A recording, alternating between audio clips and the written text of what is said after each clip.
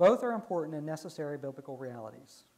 Just as any one of us at times may be a keeper, so at other times any one of us may be a seeker. As individuals, we are stronger for being both, and a faith community is blessed when these two perspectives live in respectful balance. We sometimes envy those congregations and denominations where faith, precept, and practice are mandatory, and diversity is unacceptable. In such communities of faith, there is little uncertainty. There are answers to all questions and regulations for all behavior. But unanimity may not be so much a sign of strength as it is a sign of thought control and the comfort of living and worshiping with people of like mind. Historically, brethren refused creeds because we were not comfortable being only keepers limited by prescribed historic truths. So just a note about that. Church of the Brethren historically is non-creedal. We don't recite a creed. And the reason for that in the history of the church was because the founders of the Church of Brethren believed that the creeds were too limiting, that they tried to limit the faith perspective that was much broader in the scriptural account. And so we haven't followed, and we don't recite creeds in the Church of the Brethren. We also wanted to be seekers open to growth in the faith and open to the promised possibility of new light. Openness to new truth requires investigating and studying and listening and talking with one another with openness to the Spirit. Yielding to the Spirit in such an atmosphere of openness and searching sometimes leads to new insight followed by changes in our polity and procedure. Such changes in polity or position are not necessarily signs of decline and weakness. They may herald new life. We have strong agreement that annual conference is our highest governing authority.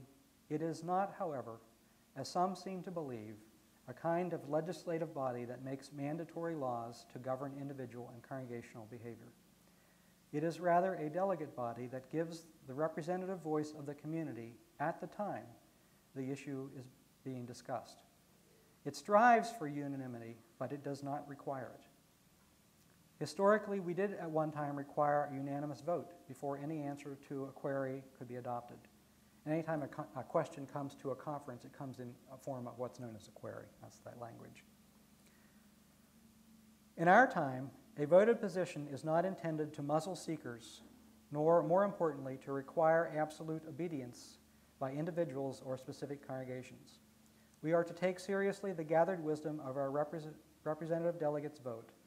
But since the early 20th century, our annual conference positions on polity and practice are essentially invitational. Since that time, we have tried to avoid drawing sharp lines of distinction that might lead to separation and have allowed for a healthy ambiguity that encourages growing in the faith while loving and supporting others when disagreements arise. Forbearance is a strong biblical concept. The New Testament Greek word translated forbearance carry meanings akin to patience, self-control, restraint, mercy, long-suffering, and refusal to threaten. The Good Samaritan story teaches us that the important criterion for community behavior is not whether others behave in a way which is comfortable for us and which makes them acceptable to as our neighbors, but whether or not we prove to be neighbors to them, even if we disagree with them. Church of Brethren, there was a time in our history where we practiced the ban, like Amish, where people can actually be invited to leave the congregation and banned from the congregation. He says, in recent years, brethren have been less prone to use any form of the historic ban. I'm not aware that we've used it at all. We've come to recognize that banishment from the community is not a positive influence on those banished. Though seldom stated, the primary result of the ban is the benefit which the community enjoys, namely the comfort of relating only to those who we are in agreement with. Where everyone agrees, the witness of the Spirit toward new birth and new life is diminished. If our own faith and practice is strong enough, we do not really need to be afraid to be in community with those who do not agree with us. And if comfort and unanimity are the standards for community relationship, how is it possible for us to love, to witness to, or to serve those who make us uncomfortable? And then he goes on to give some historic examples in the Church of Brethren where forbearance played out. And I won't read it all, but give a brief summary of two of them. The Church of the Brethren has a historic position that all war is sin. There was a time, literally, when that meant that if you did not believe that, practice that, you were for free to leave the Church of the Brethren. And that changed in a big-time way after the World Wars, when so many of the young men went off. And when they came back, the church kind of had to make a decision. Do we say they can't come back, or do we welcome them back and kind of see that God might be speaking to us in a new way here? And so the position of the Church of Brethren today is that, yes, all war is sin. War is wrong. Doesn't matter where it comes from, how it's engaged in, it's wrong. We are a peace church. We think that's the way God should be leading us, and we should be living out of in a peace position. Yet, we respect freedom of conscience and those who differ with us if they choose to go that way. We will not cut off relations with them because they differ with us, but we will welcome them back, and we will continue to have conversation with them and trust that in that conversation that God's Spirit will be active and we will learn from each other. The other issue that he talks about is the issue of women in ministry.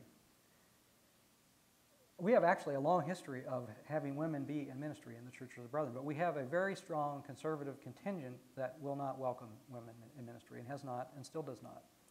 The official position of the Church of the Brethren is that women can be ordained and serve in every capacity in leadership in the Church of the Brethren. That's our official position.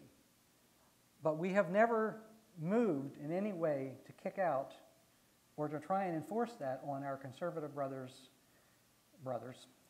who won't let their sisters lead in worship. That's the practice of forbearance, where as a denomination, we've had the power, if we wanted to, at least at one time we did. I think that has shifted some in terms of our membership, but we have practiced forbearance and allowing them to continue to practice the way they believe, and yet then keeping the conversation open. He goes on. In 1966, the Annual Conference Resolutions Committee issued a statement on unity in the church. The closing paragraphs of that paper could well have been written for our day. They said, "It is the hope and prayer of this annual conference that all members of the church can continue to work together in the spirit of love as we have done hitherto. This, we believe, will require dedication to the following principles.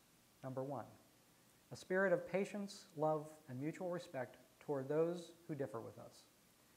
We have tried to teach reverence for conscience, and this must apply even when some brothers and sisters are led by conscience in directions other than our own.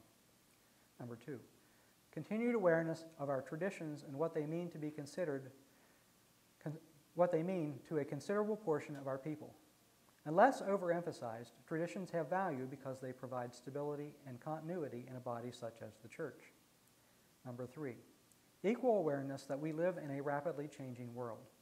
The New Testament church was forced to improvise and experiment in new situations, and today's church must be prepared to do the same. And number four, willingness both to talk and to listen to those who differ with us, and especially with those who differ the most. We urge that this be done between individuals and that church boards seek and create opportunities for group conversation among persons of divergent views, conversation which will be freely frank and conducted in love and respect. In conclusion, allowing for congregations and districts to respond in different ways to the matter of covenant services will be uncomfortable for many of our members, regardless of the fact that they already enjoy that kind of forbearance on other conference positions. As noted earlier, we have continued together as a denomination because we have allowed congregations whose members conscientiously disagree with annual conference positions to live out of their own faith understanding. We should continue that tradition in relation to our differences on human sexuality. And as this last couple of paragraphs alludes to, this paper was written in response to recent annual conference actions where the conference, which has now become as a body, more conservative, has attempted to use annual conference too often to actually enforce positions on churches that differ with it. And this paper talks about the fact that in 1983 there was a major paper adopted by the Church of the Brethren on human sexuality. And the paper was amended from the floor at the conference to become a more conservative paper. It had been written as a fairly moderate document, but it became more conservative from the floor. And from that time on, there has been an effort by the more conservative majority of our denomination to try and force churches like ours, in whatever way possible, to toe the line. And the paper comes as a reminder that the shoe has been on the other foot. And when, during the 1950s and 60s, when the denomination as a whole was more liberal, the denomination did not attempt to force conservative congregations to fall in line, but practiced forbearance.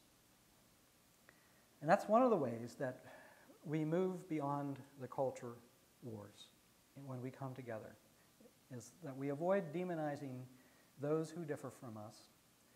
We don't break up relations, and when we find ourselves in situations where we have the power, and we do sometimes find ourselves in situations where we have the power, that we refrain from using that power to force on others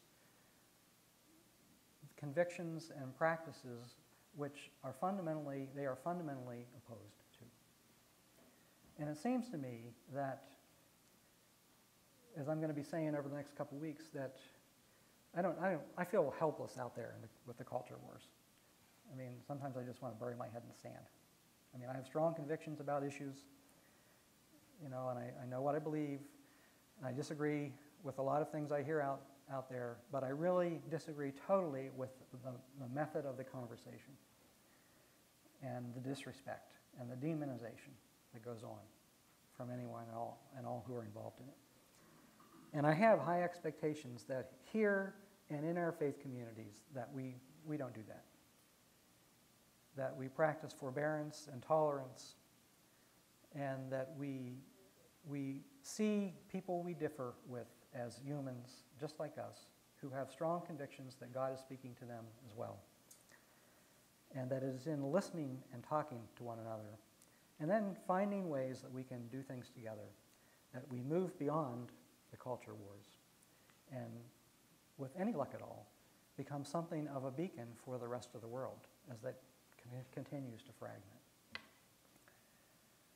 So I invite you to think about that this week, and I will be talking some more about another aspect of moving beyond the culture wars next week. Thank you.